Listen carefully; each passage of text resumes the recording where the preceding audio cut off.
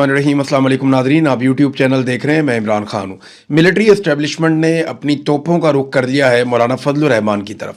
फजलुर रहमान साहब ने ऐसा क्या कर दिया कि सारे के सारे मिलकर उन्हें पड़ गए हैं। वो सियासतदान जो फ़ौज के टाउटों के तौर पर किरदार अदा करते हैं, या वो लोग जो आजकल बहुत मिलिट्री एस्टेब्लिशमेंट के करीब हैं, चाहे वो सहाफ़ी हैं या कोई और लोग हैं, या वो जो पेड अकाउंट्स हैं वो हो गए, या काला चैनल वगैरह, ये सारे रल के मौलाना फजलुर रहमान साहब को पै गए।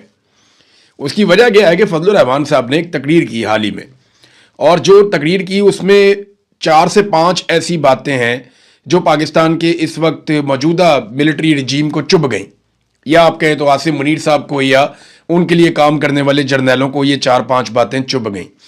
इनमें जो सबसे पहली बात है वो जो उन्होंने कही, और जो बड़ी सख्त बात थी, उन्होंने कहा जी कि अपने शोहदा के खून का एहसान हम पर क्यों डालते हो। हम अपने खून पसीने की कमाई से टैक्स देते हैं, जिससे तुम्हें तनख्वाह मिलती है। तुमने ये पेटी इसीलिए पहनी है, यानी जो तुमने ये रास्ता अपनाया, तुम्हारे पास ये ऑप्शन थी, तुम यहाँ पे आ गए, अब तुम बंदूक उठाओ, तुम लड़ो, तो अपने शोहदा के खून का एहसान हम पे क्यों डालते हो। ये फजलुर रहमान साहब ने एक बात की। फिर उन्होंने कहा जनाब कि हम क्यों बंदूक उठाएं और क्यों लश्कर बनाएं। ये फजलुर रहमान साहब की एक बात थी, और इससे तो उन्होंने एक बहुत बड़ी खबर भी दे दी, बहुत बड़ा इंकशाफ भी कर दिया कि वाकई में मिलिट्री एस्टेब्लिशमेंट एक मरतबा फिर लश्कर बनाना चाहती है, और वो लश्कर बनाकर अवाम को दहशतगर्दों से या अवाम को मुखालिफ ग्रोहों से लड़वाना चाहती है। और ये जो इस वक्त बलूचिस्तान में कत्लेआम हुआ पुलिस वालों का, वो लवाहिकीन क्या कह रहे हैं, वो भी इससे मिलती जुलती बात कर रहे हैं। मैं उनके ऊपर बाद में जाऊंगा, फजलुर रहमान साहब की बाकी बातें। उन्होंने कहा जी कि वर्दी उतार कर इलेक्शन लड़ो अगर तुम्हें इतना ही शौक है। ये भी एक चैलेंज फजलुर रहमान साहब ने किया। इस पर बहुत गुस्सा चढ़ता है फौज को हमेशा।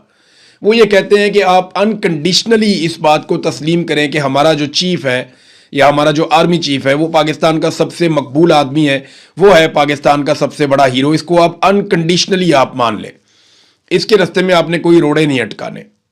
ये हमेशा से एक हीरोइज्म, एक हीरोगिरी का शिकार रहते हैं। लेकिन मामला ये है कि ग्राउंड रियलिटी ये नहीं होती। तो जब भी कभी कोई ग्राउंड रियलिटी की बात करता है तो वो लोग यही कहते हैं कि आ जाओ इलेक्शन लड़ लो, काउंसलर का इलेक्शन लड़ लो, आपको पता चल जाएगा। जब परवेज मुशर्रफ, जिनको बहुत जोम था अपनी मकबूलियत का, जब उन्होंने इलेक्शन लड़ा तो पूरे पाकिस्तान में एक सीट मिलेगी उन्हें, वो भी चित्राल में कहीं जाकर एक सीट उन्हें दिलवाई गई थी कि चलो एक आधी सीट तो मिल जाए। एक दौर था वो ये फैसला करता था कि कौन हुकूमत करेगा, कौन हुकूमत नहीं करेगा, किसको कितनी सीटें दिलवानी है, कौन सी जमात कहाँ से निकाल के कैसे बनानी है। एक दौर वो भी था ना। एक दौर वो था कि परवेज मुशर्रफ ने अपनी पार्टी बनाई, इलेक्शन लड़ा एक सीट, और वो भी दिलवाई गई जाके चित्राल से पहाड़ों के ऊपर। तो वो जो फजलुर रहमान साहब ने कहा ना कि वर्दी उतार के इलेक्शन लड़ो, लग पता जाएगा आपको, तो इससे बड़ी तकलीफ होती है। फिर उन्होंने कहा जी कि ये जो मिलिट्री एस्टेब्लिशमेंट की जितनी हिकमत अमली है या उनका जो बयानिया है वो मुकम्मल तौर पर तबाह हो चुका है, अमन व अमान नापैद है। खैबर पख्तूनख्वा और बलूचिस्तान के मामलात उन्होंने खोल कर रख दिए। फिर फाइनली उन्होंने एक और बात कही कि पाकिस्तान के ताल्लुकात हमारी हरकतों की वजह से ख़राब हो रहे हैं। हमारे आसपास जितने ममालिक हैं उन सब के साथ हमने अपने ताल्लुकात बर्बाद कर लिए हैं, बल्कि हमने धोखा दिया। फजलुर रहमान साहब ने आईना दिखाया। अब इस बात पे ना बहुत गुस्सा आया, और सारा का सारा सोशल मीडिया के ऊपर जितना गंद बला इकट्ठा किया था मिलिट्री एस्टेब्लिशमेंट ने, काला चैनल बनाया, बहुत सारे लोग उसके अंदर हायर किए, बहुत सारे टाउट्स बनाए, बहुत सारे लोगों को अपने साथ इकट्ठा किया, हम ख्याल ग्रुप्स बनाए, उन सारों को फजलुर रहमान के ऊपर छोड़ दिया गया।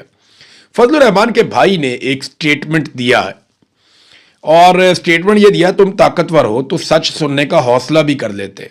अपने पेरोल पर रहने वाले डिजिटल चैनल से ज़बरदस्ती ट्वीट्स और पोस्टें करवाने, बल्कि गालियां दिलवाने अपने लय पालक सियासी वर्कर्स और अपने नौकर साहिबान जुब्बा व दस्तार से फजलुर रहमान को गालियां दिलवाने से बेहतर था कि जो उन्होंने कहा उसका जवाब देते। बलूचिस्तान, खैबर पख्तूनख्वा, फाटा, सिंध, कश्मीर, सब पाकिस्तानियों को अमन देना किसका काम है? तुम्हारा काम है। वर्दी किसने पहनी है? तुमने पहनी है। अवाम के टैक्स से तनख्वाह कौन लेता है? तुम लेते हो। जंग और फसाद में लड़ने और जान देने का हलफ कौन लेता है? तुम। तो लश्कर बनाकर बंदूक बरदारों से कौम क्यों लड़े? बंदूक बरदारों के खिलाफ बंदूक कौम क्यों उठाए? अगर लश्कर बन भी गए तो तुम्हारे पास तो किले हैं, बंदूक है, टैंक हैं, जहाज हैं, उनके खिलाफ लड़ने का आईनी और कानूनी इख्तियार है। लेकिन इस लश्कर और इस कौम को अब और बाद में तहफ़्फ़ुज़ कौन फराहम करेगा? ये बात ठीक है। मैंने आपको पिछले वीलॉग में कही थी कि इससे पहले जितने लश्कर बनाए गए ना, उन लश्करों ने दहशतगर्दों का खात्मा किया, बल्कि ज़्यादा लड़ाई लश्करों ने लड़ी।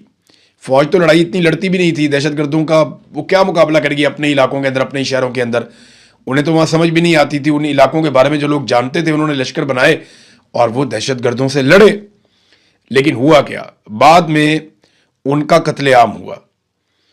दहशतगर्द तो उस वक्त हार गए, लेकिन बाद में टारगेट किलिंग शुरू हो गई और उस लश्कर में शामिल लोगों को एक एक करके, कोई बाजार में जा रहा है, कोई गाड़ी पे जा रहा है, कोई कहीं जा रहा है, कोई ट्रैवल कर रहा है, कोई घर में है, उन्हें टारगेट किलिंग किया गया, उन सबको मारा गया। और ये सारी चीज़ें रिपोर्ट हुई हैं, मैं आपको इनकी पूरी एक तफसीली रिपोर्ट दूंगा। फिर वो ये कहते हैं उन्हें तहफ़्फ़ुज़ बाद में कौन फराहम करेगा? जिस कौम को तुमने खुद डी वेपनाइज करके दहशतगर्दों के रहमो करम पे छोड़ा है, उनको दोबारा असला देकर वापस कैसे लोगे? कौम की जो दुश्मनी वजूद में आएगी और इसमें जो नस्लें बर्बाद होंगी, इसका हिसाब कौन देगा? और इन गैर रियासती लश्करों से बाकी कौम को तहफ़्फ़ुज़ कौन देगा, जैसा कि खैबर पख्तूनख्वा के चंद अजला में हो रहा है? फिर एक और प्रॉब्लम भी है ना, ये तो बाद में सुलह भी कर लेते हैं। ये तो आज कहते हैं बैड तालिबान है, कल कहते हैं गुड तालिबान है। कल दोबारा इनकी दहशतगर्दों से सुलह हो जाती है, तो वो दहशतगर्द आके उन लोगों को नहीं मारेंगे जो इनके कहने पे पहले दहशतगर्दों को मार रहे थे। ये भी बड़ा प्रॉब्लम है। मौलाना साहब यही पूछ रहे हैं, तो क्या गलत पूछ रहे हैं? जवाब तो देना होगा और दलील से देना होगा। और हाँ, तुम्हारे जर खरीद चैनलों, ले पालक यतीम सियासी कारकुनों और गुलाम मौलवियों से ये नहीं हो पाएगा। तुम्हें खुद मौलाना की ललकार का जवाब देना होगा। मौलाना की ललकार का ट्रेंड चल रहा है। वैसे फजलुर रहमान की पार्टी को शाबाश है, उन्होंने काफ़ी पंगा लिया है और मिलिट्री एस्टेब्लिशमेंट से उनकी जो अब लड़ाई हुई है ताज़ा ताज़ा, इसके रीज़न भी हैं। देखें ना, फजलुर रहमान साहब को एक तो इक़्तिदार में हिस्सा नहीं मिला, जो बड़ी सख्त ज़्यादती है। उन्होंने बड़ी खिदमात सर अंजाम दी थी रिजीम चेंज ऑपरेशन में, लेकिन उसके मुताबिक उन्हें सीटें नहीं दी गई।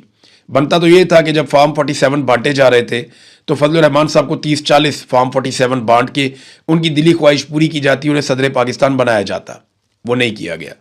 तो ये बड़ी तकलीफ दे चीज़ें होती हैं। ये दर्द वही समझता है जो इस दर्द से गुजरा होता है। अब फजलुर रहमान साहब को और उनकी पार्टी के लोगों को कहा जाता है लश्कर बनाओ। उन्होंने पोल खोल दिया और ये लश्कर बनाने के बारे में, ये जो कत्लेआम हुआ है ना पुलिस वालों का, सिक्योरिटी एहलकारों का ज़ियारत में क्वेटा के करीब, ये वाक़यात इसी सिलसिले की एक कड़ी बताए जाते हैं। यहाँ पे लवाहिकीन जो हैं वो अभी भी लाशें रखकर सड़कों पे बैठे हुए हैं और रियासत को किसी किस्म का कोई एहसास नहीं है। कोई इस पे बात करने को भी तैयार नहीं है। पाकिस्तान की मीडिया को इजाज़त ही नहीं है कि वो इसके ऊपर बात करे। वहाँ ख़वातीन भी आ गई हैं लवाहिकीन के साथ और वो ये बता रही हैं, ख़वातीन ने वहाँ तकरीर करते हुए कहा कि 2 किलोमीटर दूर FC का किला था और वहाँ पे भारी FC की नफरी और हथियार थे, मगर कोई नहीं आया। ये शहीद मोहम्मद आसिफ की एक रिश्तेदार है, वो बता रही थी कि ना तो ये खुद आए FC वाले मदद करने के लिए, फौज या इदारे खुद भी नहीं आए और असलहा पहुंचाने वालों को भी वहां जाने नहीं दिया गया। और वो कहते हैं हमारा कसूर यह है कि बलूचिस्तान मिनरल्स से भरा हुआ है, मादनियात हैं बहुत ज़्यादा वहाँ पे, और आप उसे हड़प करना चाहते हैं। दहशतगर्दों ने हमारे प्यारों के चेहरों पर तेज़ाब फेंका। ऐसा जुल्म तो फ़लस्तीन में भी नहीं होता। तो हम दुआ करते हैं कि ये आखिरी सौदा हो पुलिस के, सिक्योरिटी फोर्सेस के। लेकिन ये लेविस के साथ, पुलिस के साथ लगातार हो रहा है, लंबे अरसे से हो रहा है। तो नाज़रीन, फजलुर रहमान साहब की ताज़ा लड़ाई हुई है और लड़ाई का रीज़न ये है कि मिलिट्री एस्टेब्लिशमेंट ने फजलुर रहमान साहब को धोखा दिया। जो उनके साथ चीज़ें तय हुई थी वो नहीं की और अब फजलुर रहमान साहब से डू मोर की डिमांड कर रहे हैं। तो बारी बारी सबकी बारी है। अगर सारे इकट्ठे होकर नहीं लड़ेंगे तो ये सबको बारी बारी मारेंगे। ये बात तो सच है। अभी तक आसिम मुनीर साहब ने किस किस से लड़ाई की और किस किस को फतह कर दिया डरा कर धमका कर, और कौन कौन ऐसा है जिसने सरेंडर नहीं किया, वो मैं आपको बताता हूँ। आर्मी चीफ बनने के बाद उन्होंने जो लड़ाई की, एक तो उन्होंने पीपल्स पार्टी और PMLN ने तो फौरी तौर पे सरेंडर कर दिया। PMLN और पीपल्स पार्टी को उन्होंने फतह कर लिया और इन जमातों ने मुकम्मल तौर पे मिलिट्री एस्टेब्लिशमेंट या आर्मी चीफ के सामने सरेंडर किया है, बल्कि इस लेवल का सरेंडर किया है जो तारीख में किसी और पॉलिटिकल पार्टी ने नहीं किया। आज आसिफ अली जरदारी जो इनकलाबी बना फिरता था, वो ये कहता है अपने जलसों में कि जनाब हम एस्टेब्लिशमेंट के हाथ मजबूत करेंगे। बिलावल भी इसी तरह की तकरीरें करता है, जबकि नवाज शरीफ जो है उसको चुप का रोज़ा लग गया है और शहबाज शरीफ अक़वाम मुत्तहिदा तक में जाकर फील्ड मार्शल की गर्दान करने से बाज नहीं आता। तो इन्होंने मुंह के अंदर जूता दबाया हुआ है और पॉलिश पे लगे हुए हैं। तो अब आसिम मुनीर साहब का ताज़ा मुकाबला तो फजलुर रहमान से है, लेकिन अभी तक जो इनके मुकाबले हुए ना उसमें पहला मुकाबला इन्होंने इमरान खान के साथ किया, आसिम मुनीर ने। तो इस मुकाबले के नताइज ये हैं कि अभी तक इमरान खान नाकाबिल शिकस्त है, वो हार नहीं रहा, बल्कि उसने जेल से बैठकर आसिम मुनीर साहब को बदतरीन शिकस्त दी 2024 के फरवरी के इंतखाबात में। दूसरा मुकाबला आसिम मुनीर साहब का हुआ तहरीक लब्बैक से TLP वालों से, और उस मुकाबले में भी ऐसा लगता है कि वो दोनों भाई हार मानने को तैयार नहीं है।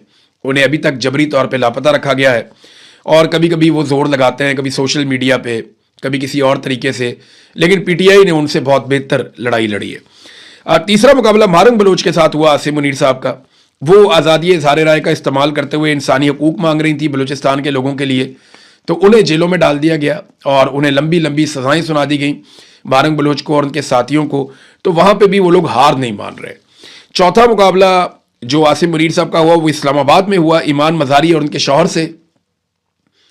इस मुकाबले में जो है वो उन्होंने, दोनों मियाँ बीवी ने सरेंडर नहीं किया। बदतरीन हालात का वो सामना कर रहे हैं, लेकिन उन्होंने अभी तक सरेंडर नहीं किया। मीडिया ने सरेंडर किया है आसिम मुनीर साहब के सामने। अगर कहें ओवरऑल आप देखें तो ज़्यादा मीडिया आसिम मुनीर साहब के सामने सरेंडर कर गया है। अदलिया जो है वो ऑलमोस्ट आप समझ लें 80% आसिम मुनीर साहब के सामने सरेंडर कर गई है, लेकिन पाकिस्तान तहरीक इंसाफ ने सरेंडर नहीं किया, मारंग बलोच ने, ईमान मज़ारी ने सरेंडर नहीं किया। अब कश्मीरियों के साथ एक ताज़ा लड़ाई शुरू हुई है, इसमें कश्मीरी हार नहीं मान रहे। यहाँ बरतानिया में कश्मीरियों ने रिकॉर्ड एहतजाज किया, तारीखी एहतजाज किया, और कश्मीरी आज़ाद कश्मीर में भी डट कर खड़े हैं, तो वो भी हार नहीं मान रहे। अब ताज़ा लड़ाई जो आखिरी अभी शुरू हुई है आसिम मुनीर साहब की, वो है फजलुर रहमान साहब से। तो देखते हैं कि फजलुर रहमान साहब कब तक लड़ पाते हैं।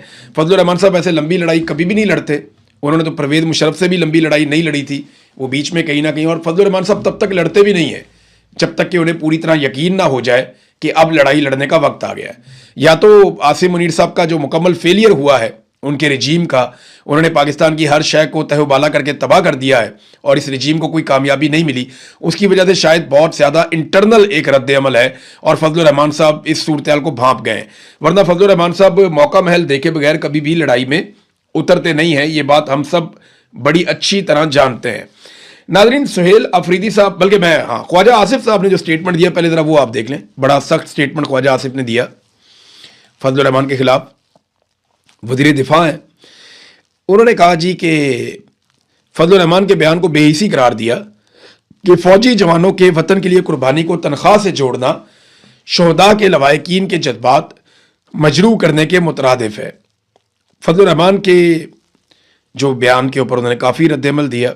उन्होंने कहा जी कि फ़ौजी जवानों की वतन के लिए कुर्बानी को उनकी तनख्वाह से जोड़ना गैर मुनसिफाना है।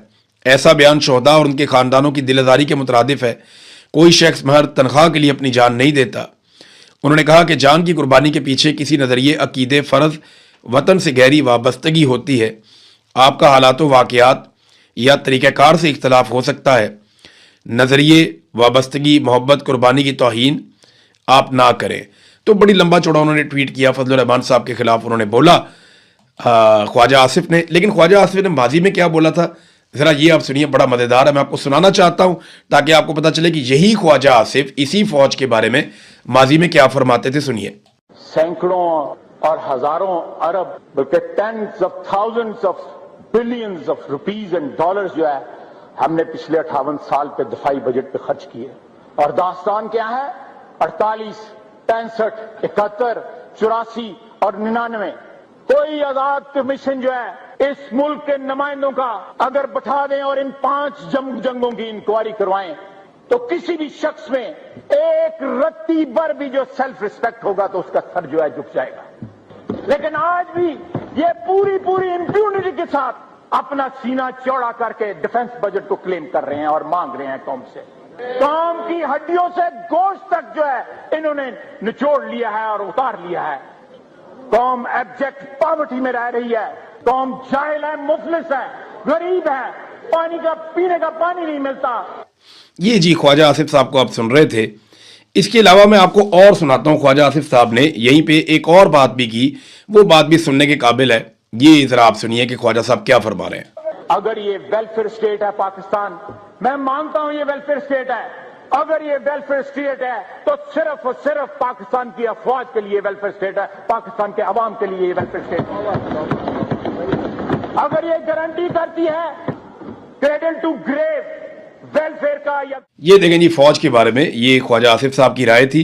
और भी आपको मैं सुनाता हूँ ख्वाजा आसिफ साहब क्या क्या कहते रहे। ये असला जो हमने अपनी दफाई अफवाज को दिया हुआ है, ये हमने हिंदुस्तान के आगे उनको लड़ने के लिए दिया था। ये आज जो F-16 मांगे जा रहे हैं $5 अरब के एवज, क्या इससे बलूचिस्तान पे बमबारी होगी, वजीरिस्तान पे बमबारी होगी, या सिंध पे बमबारी होगी, या पंजाब पे बमबारी होगी? क्योंकि आज तक तारीख में हमारे हुक्मरानों ने कोई जंग नहीं जीती, और जो भी जंग लड़ी उसकी इब्तदा हमारे हुक्मरानों ने की। ये लम्हा फिक्रिया है, हमको अपनी सफों में अपने मुल्क के दुश्मन तलाश करने पड़ेंगे।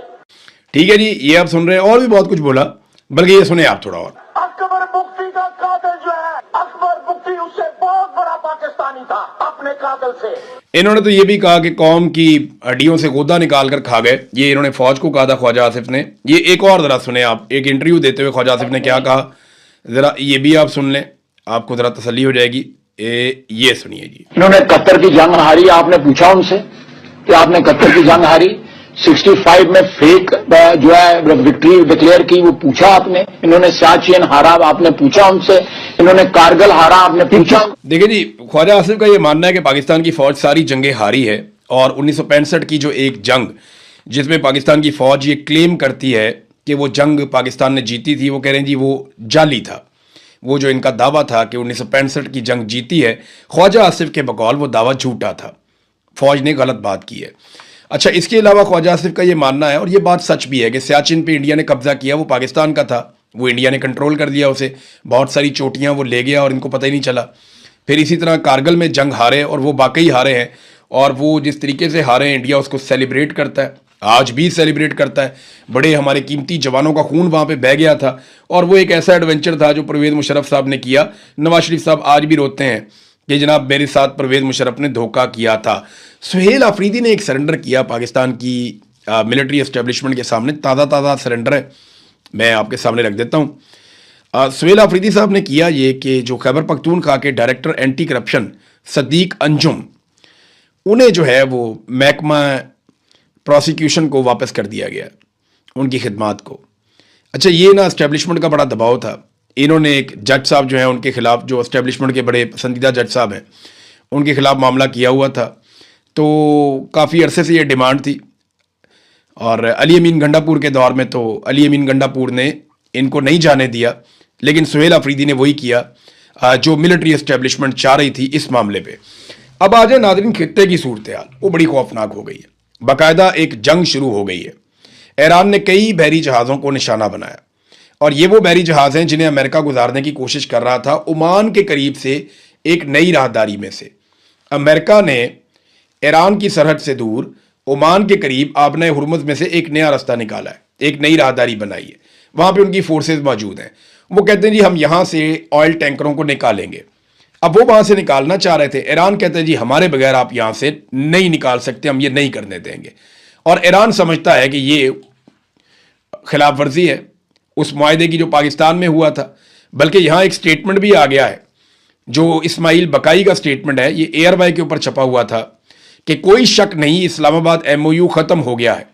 तर्जुमान ईरानी वजारत खारजा इस्माइल बकाई, यानी जो हम जिस पे इतरा रहे थे, जिस पे हम बहुत बात कर रहे थे इस्लामाबाद MOU की, वो ईरानी वजारत खारजा के जो तर्जुमान है वो कहते हैं जी वो तो MOU अब ख़त्म हो गया, यानी उसकी तो खिलाफ वर्जी हो गई। क्योंकि अमेरिका ने बहुत बमबारी की है पिछले 3 दिन में ईरान पे।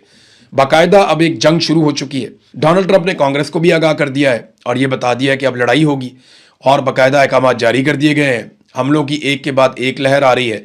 ईरान जवाबी हमले कर रहा है। उधर सऊदी अरब ने अटैक कर दिया एक एयरपोर्ट पे यमन में, और यमन के जो हौसी हैं उन्होंने अटैक कर दिया सऊदी अरब में एयरपोर्ट के ऊपर, और वहाँ पे कुछ आग के शोले उठते हुए दिखाई भी दिए। लेकिन सऊदी सोर्सेज ये कह रहे हैं कि उन्होंने तमाम जो मिसाइल मारे गए थे या रॉकेट्स मारे गए थे यमन की जानिब से, उन तमाम को उन्होंने हवा में तबाह कर दिया। तो खित्ते की सूरत हाल कोई बड़ी अच्छी नहीं है, अजीबोगरीब सूरत हाल पैदा हो गई है। यहाँ डोनाल्ड ट्रंप ने एक स्टेटमेंट दिया जिसका जवाब ईरान ने दिया है। डोनाल्ड ट्रंप ने दोबारा ऐलान कर दिया कि आपने हुर्मुज़ की हम नाकाबंदी कर रहे हैं और गुजरने वाले हर जहाज से 20% हम फीस वसूल करेंगे। यानी अमेरिका वहाँ पे नाकाबंदी करने जा रहा है आबनाए हुर्मुज़ की, और जो जहाज़ वहाँ से गुजरना चाहता है वो डोनाल्ड ट्रंप को 20% दे दे। यानी जितने का वो माल लेकर जा रहा है, फ़र्ज़ करें उस जहाज़ के अंदर 10 अरब का माल है, तो 2 अरब रुपया डोनाल्ड ट्रंप को दे दें और जहाज़ आप वहाँ से निकाल कर ले जाएं। तो ये जनाब अब डोनाल्ड ट्रंप ने इस किस्म की बात की है। इसके जवाब में जो ईरानी वज़ीर ख़ारजा हैं उन्होंने बड़ा मज़ेदार रिप्लाई दिया। उन्होंने कहा जी कि ईरान हमेशा से आबनाए हुर्मुज़ का मुहाफ़िज़ रहा है और हमेशा रहेगा। और ये जो डोनाल्ड ट्रंप ने आबनाए हुर्मुज़ पर फीस वसूल करने का जो बयान दिया है, उन्होंने कहा जी बिल्कुल दुरुस्त बयान है उनका। जो भी आबनाए हुर्मुज़ में कमर्शियल जहाज़ों को महफूज रास्ता फराहम करता है उसको इस काम का मुआवजा मिलना चाहिए, और हम ये काम करते रहे हैं। उन्होंने मजीद कहा कि 20% बहुत ज़्यादा है, हम दाम बहुत मुनासिब रखेंगे। ये जनाब ईरान इस वक्त कह रहा है कि जनाब हमारा कंट्रोल है, हमारी जगह है, यहाँ से जो गुजरेगा हमें फ़ीस देकर जाएगा। जबकि डोनाल्ड ट्रंप ने 20% फ़ीस रख दी है। तो वो जो एक सारा माहौल बना था, जंगबंदी का, मुआहदे हो रहे हैं, बातचीत हो रही है, वो तो सारा पड़ गया खटाई में। अब जब अमेरिका को दोबारा फेस सेविंग चाहिए होगी तो अमेरिकन पाकिस्तानियों से रब्ता करेंगे और दीगर जो फरीक हैं उनसे रब्ता करेंगे, और हम दोबारा से अमेरिका को फेस सेविंग देंगे। तो फिर से हम कहेंगे जनाब हम सालसी करवा रहे हैं, हम बहुत ताकतवर, बहुत बड़े हो गए हैं। जबकि हमारा बलूचिस्तान, हमारा कश्मीर, हमारा पाकिस्तान जिस तरह जल रहा है, जिन हालात में वहाँ पे लोग गुजारा कर रहे हैं, उसका हमारे पास कोई हल नहीं है। अब तक के लिए इतना ही। अपना ख्याल रखिएगा, अपने इस चैनल का भी। अल्लाह हाफ़िज़।